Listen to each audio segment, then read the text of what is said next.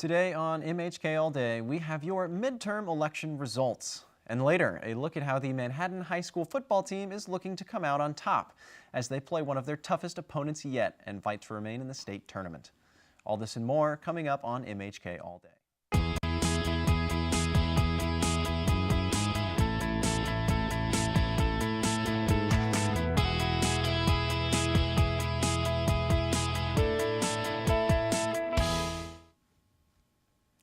Good morning and welcome to MHK All Day. I'm Colby Miller.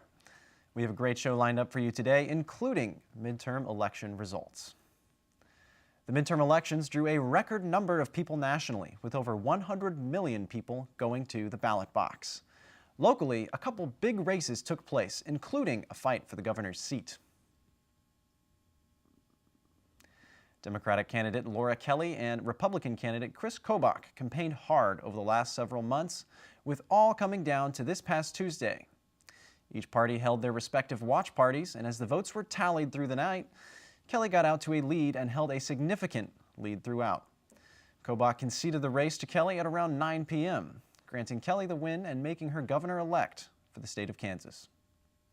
Thank you for everybody who who supported us and prayed for us. I know that we were carried by prayer. It was a tough race. We battled close to the very end, but this one just wasn't God's will.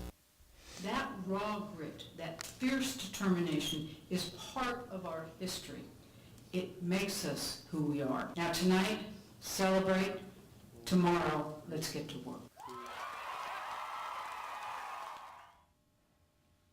A question on the ballots here in Manhattan was whether or not to pass the $130 million bond issue for the USD 383 school district.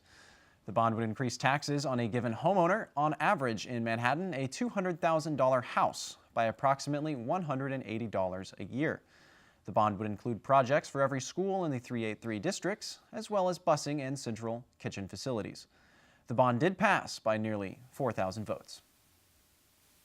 Also, incumbent Republican Congressman Roger Marshall of Great Bend was reelected to another term in the U.S. House of Representatives with a landslide win over Democrat Alan LaPolice in the Kansas 1st Congressional District. This past Wednesday also unofficially marked the beginning of the 2020 campaign season, so not too long until we're talking about the next political election. Aside from election news, a second racial slur hoax made its way to the K-State campus. On Monday, November 5th, a note containing racial slurs that was left hanging outside of a student's apartment in the Jardine complex was reported to K-State police. The story made noise when this tweet was posted online along with photos of the note. The incident was investigated as a harassment case, and at around 3 p.m. on Thursday, November 8th, K-State Police Department released a statement via Facebook stating, quote, upon questioning, the person who reported the incident admitted to creating and posting the note to their own door. The matter will be addressed in accordance with applicable disciplinary procedures. The name of the person in question has yet to be released. Several reports of mold in Ford Hall have been made in the last few weeks. After these reports, an email was sent out to Ford residents on October 8th that declared the mold as inactive. The email also listed some ways for residents to keep their dorm room clean. Due to the work orders, every room has now been inspected for mold. The inspection process started from the 9th floor and worked its way down. Ford Hall resident Kenzie Kazar has suffered a rash on and off since her arrival in August due to the mold found in her room. According to another Ford Hall resident, Haley Miller, when mold was found in her room, workers removed it and then painted over the spot with mold-resistant paint. The mold in Miller's room was found in the vents above her suite mate's bed. Miller also said that workers inspected the quality of air in her dorm. She said they'd let her know the results of that air quality test in 60 days if she wanted to know the information. We all were starting to find mold in our vents, and so we were sending pictures in, and one of the desk attendants told the Ford manager about it. And so then the Ford manager sent out an email saying that there wasn't mold and that we just need to take better care of our rooms, and gave instructions on how to prevent mold from happening and things. So like cleaning more often and such. And then girls started sending pictures to their parents of their mold, and the parents were like, you need to call people to get that figured out. And so after some girls had threatened to sue, which they probably didn't, but whatever. There were just girls threatening things, and so a couple days later, they finally acknowledged that there was mold. They officially acknowledged it and searched 4x4 for all. I am joined by Derek Jackson, the Vice President of Housing and Dining. Are there any updates on the mold for the dorms? You bet. Good. Thanks for having me. We did complete the inspection last week and removed any of the mold that we found, which all was inactive. We were following the EPA guidelines and Kansas Health and Environmental Safety Standards. We also did air quality tests, sampled approximately 200 places in the building. We should get those reports back on the air quality within a couple of weeks. That's fantastic. What kind of information would you like to get out to students in regards to the situation? You bet. So first of all, mold exists everywhere, and typically mold needs moisture to grow. And so as a resident, keeping things dry, keeping things cleaned up, for us to be able to watch our HVAC systems, report it. It is something that occurs. We do have trained staff that come out and remove the mold when they find it. And just encourage people not to neglect telling us about things that are problems in their halls. In a short couple of sentences, could you maybe summarize the whole thing that's going on? You bet. Well, like I said earlier, mold grows normally in our environments in the Midwest. It's not uncommon for us to go out and respond to mold situations. In this circumstance, it did get a little broader than normal, and more sensitive, and social media had an opportunity to help with that. It gave us a chance to go back in and do room-by-room inspections to make sure that we know what we're doing and where we found it. So appreciate that. Well, thank you so much for your answers, and thanks so much for joining us. Coming up on MHK All Day, a look at how Aggieville could be looking a little different in the coming years. I email my professors, I get an answer. They're participating in the discussion boards. You just feel really connected, and that was a unique experience for me. I'm not new to distance programs. I'm a military wife. Been to 6 different colleges in 4 different states, so I've definitely taken some online classes, and K-State does it very differently. And they pull it off beautifully. I don't know how, but I'm just glad.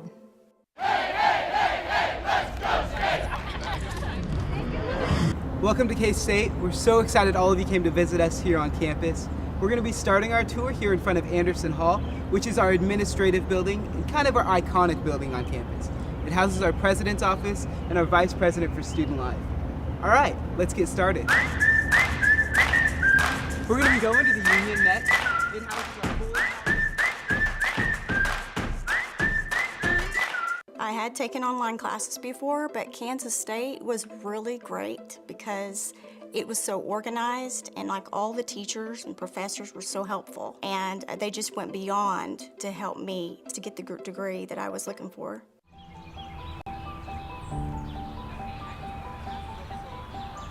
H1 minus H2 plus V1 squared minus V2 squared all over 2.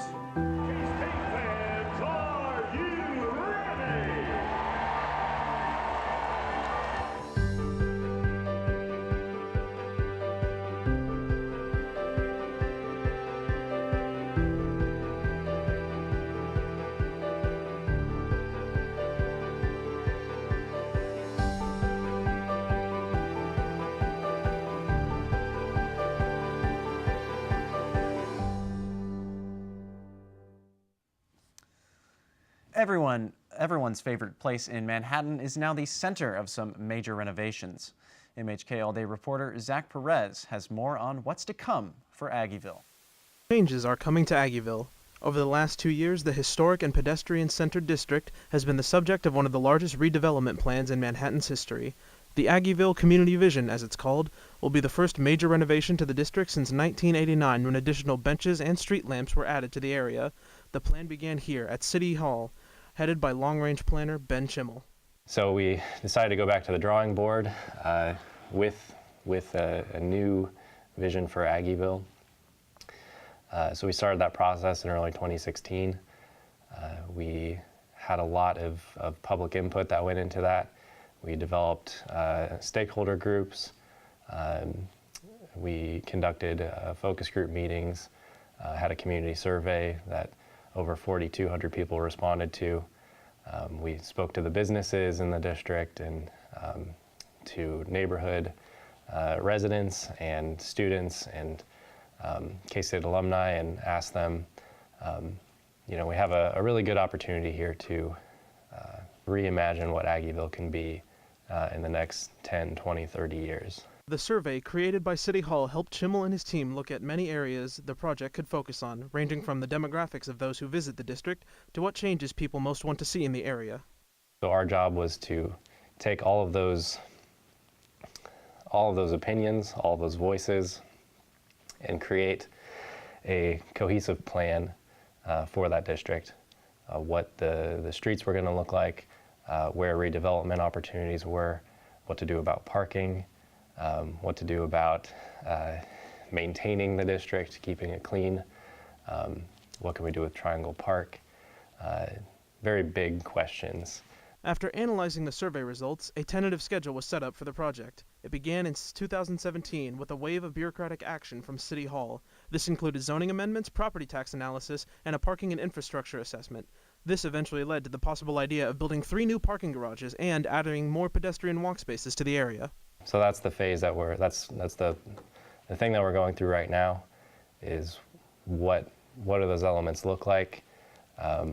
What opportunities are there for things like street closures, increasing the amount of pedestrian space, sidewalk amenities, trees, things like that haven't really ever been addressed in Aggieville before.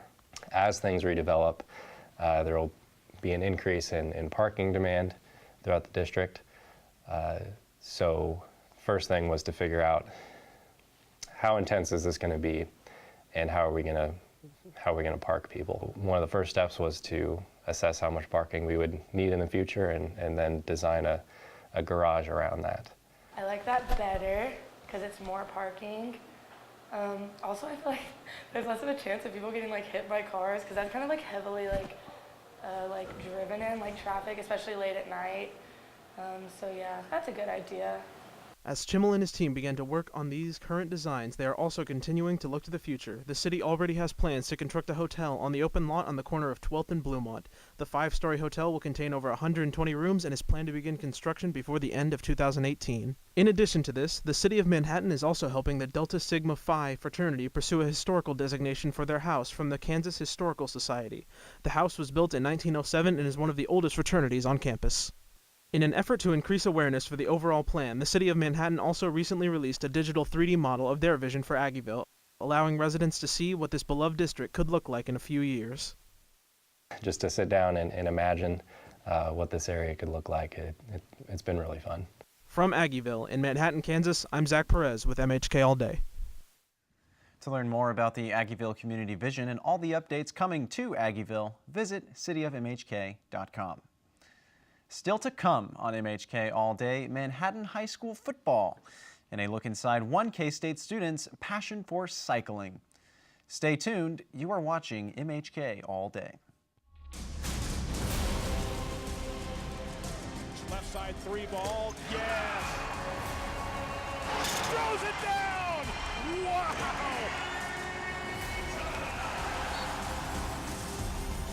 Oh my goodness, Steve! Way up above the rim and a block! Derek Brown taking on Gilgis Alexander, and he scores! Are you kidding? Kansas State is headed to the Elite Eight! Your identity is who you are. Feels pretty good. Hurts a little bit when I'm putting pressure on it, but not too bad. What's your pain level at? Probably like a 3. Okay, cool. So much better than yesterday. Yeah, a lot better. All right.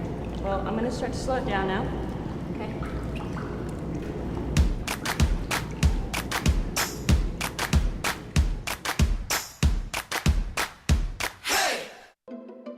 in taking the classes and in being in industry, a lot of the classes were super applicable to going out in the industry. So it's things that are actually being taught in the real world and what are needed in the real world. There were a number of classes that you could take exactly what you learned and walk into a job and say, I've done this, and this is exactly how they're doing it, and the company should feel comfortable that you know what you're talking about. It's really tangible to what you're going to do once you graduate. So that's been the best part, I'd say. The best kept secret in Manhattan is not a secret anymore. I'm Wyatt Thompson, the voice of the Wildcats, and welcome to JP's Sports Grill. With daily chef-inspired specials, a full bar, and a diverse menu that has something for everyone, this place is guaranteed to impress.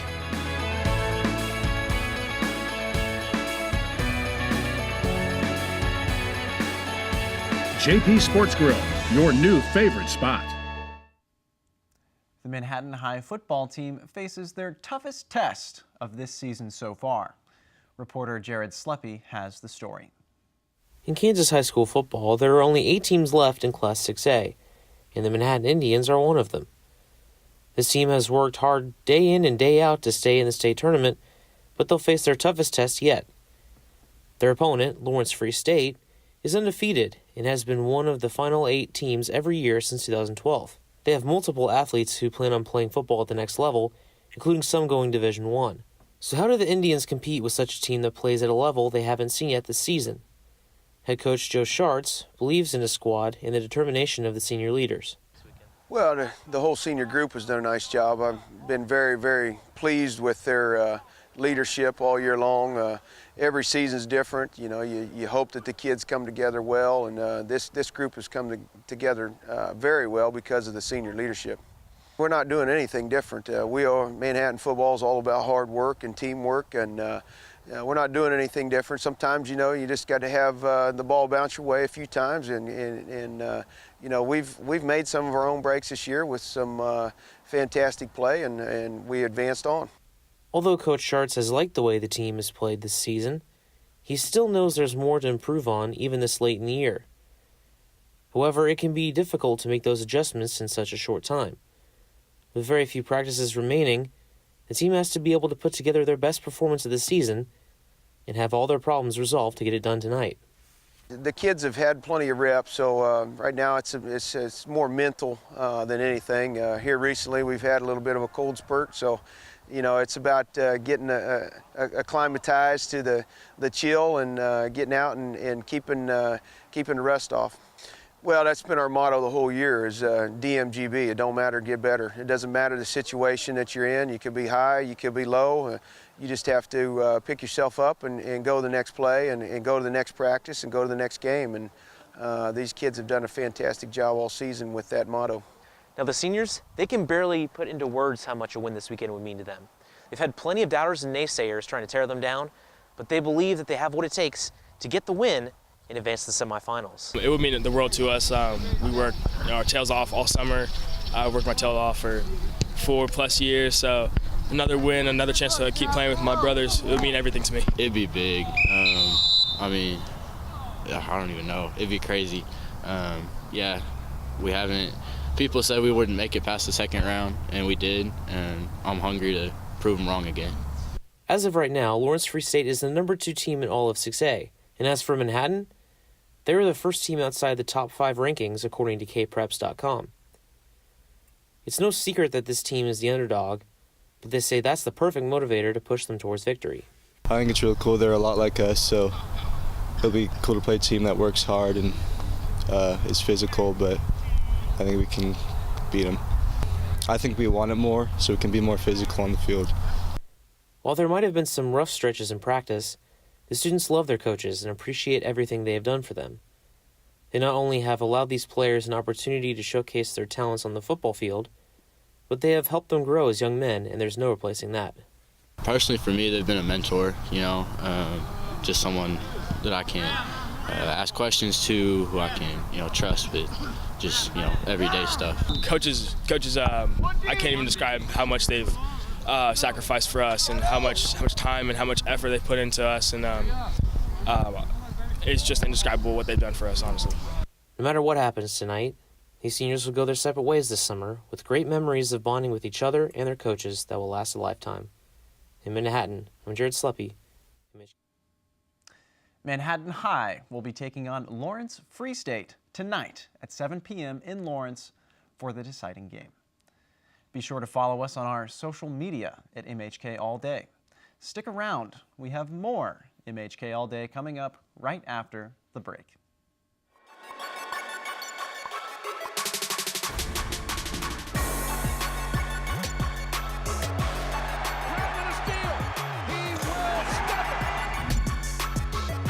TV and live on Facebook.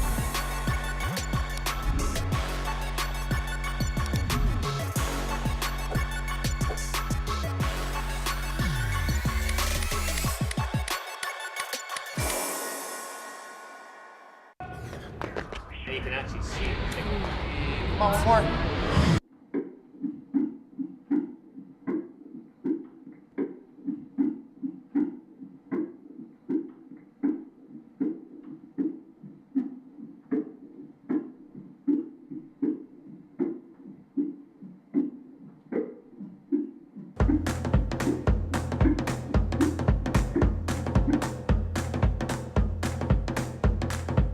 Throws it up the glass and it goes in!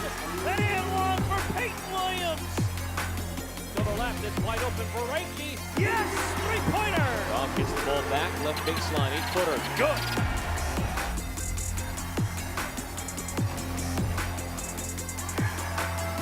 Reiki's answer three-pointer. It's good!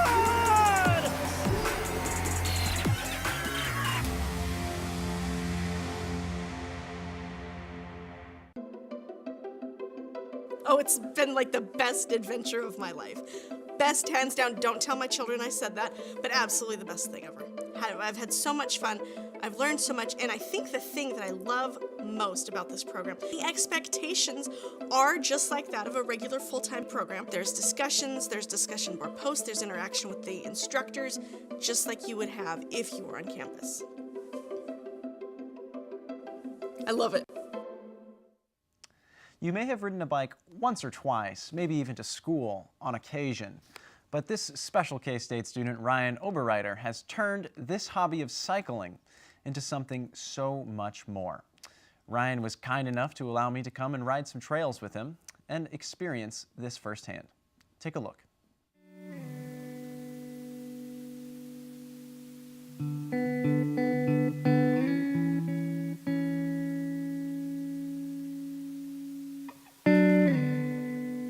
The best part about mountain biking is definitely the places that it takes you.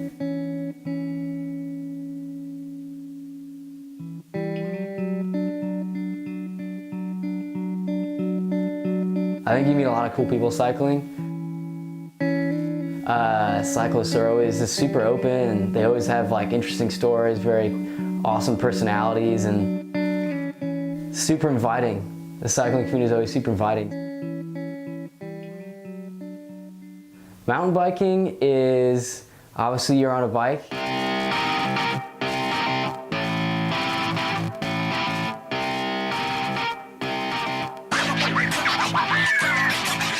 You're on two wheels on like dirt trails. There's anything from big uphills, big downhills, super fast corners.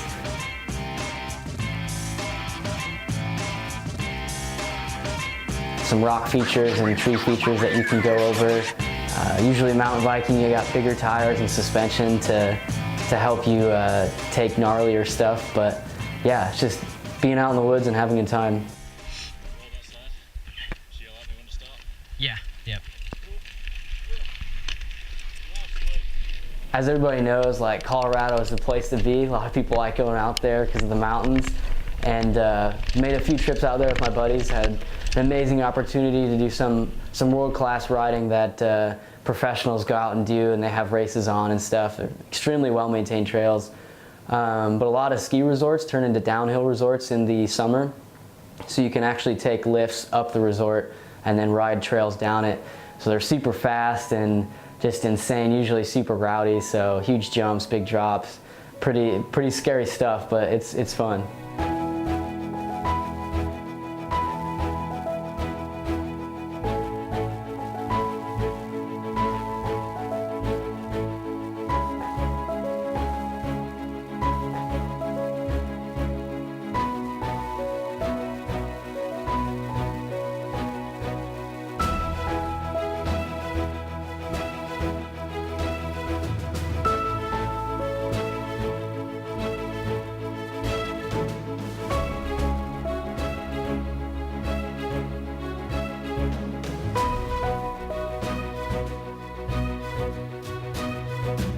Growing up, my dad was real big into cycling already. He kind of got his brothers into it. And then when I was old enough to have my own mountain bike, they took me out on the trails, and before I knew it, we were out there riding like as much as we could, and it was always super fun just to be outside and be free and just spend a lot of time in the woods. So.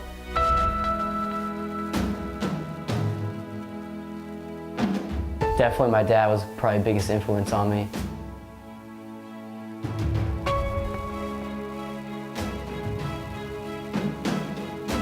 My favorite part about mountain biking is just, it's whatever you want it to be. If you want to go out and you want to go super fast and like do super crazy stuff, you can. If you want to go out and just hang out and just enjoy being outside, you can do that too. And it's something like anybody can do.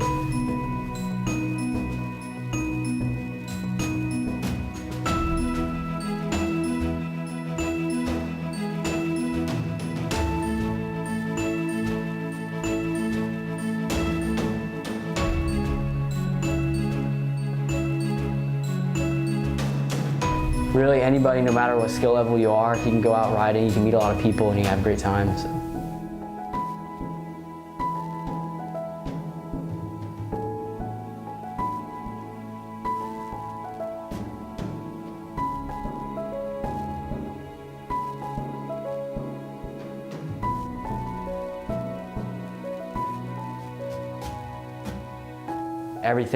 Everything leaves, all the stress, everything else that you're worried about at school, your homework, any troubles in your family or anywhere else, it just kind of goes away, and it's super freeing and relaxing, and you don't really think about anything. You just kind of go out there and just ride.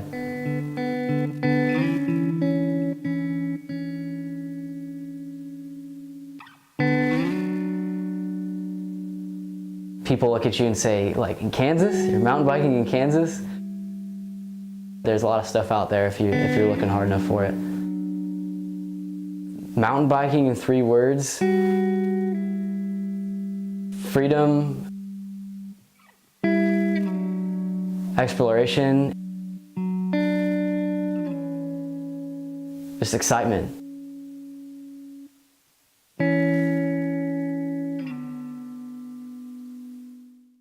Hopefully, I'll be seeing you on the trails. Thanks, Ryan, for letting me do that. Be sure to follow us on our social media at MHK All Day for updates. That is all the time we have today, but we will be back next Friday where we take a look at how international students spend their Thanksgiving. Thank you for joining us on this episode of MHK All Day. I'm Colby Miller. Stay warm and have a great weekend.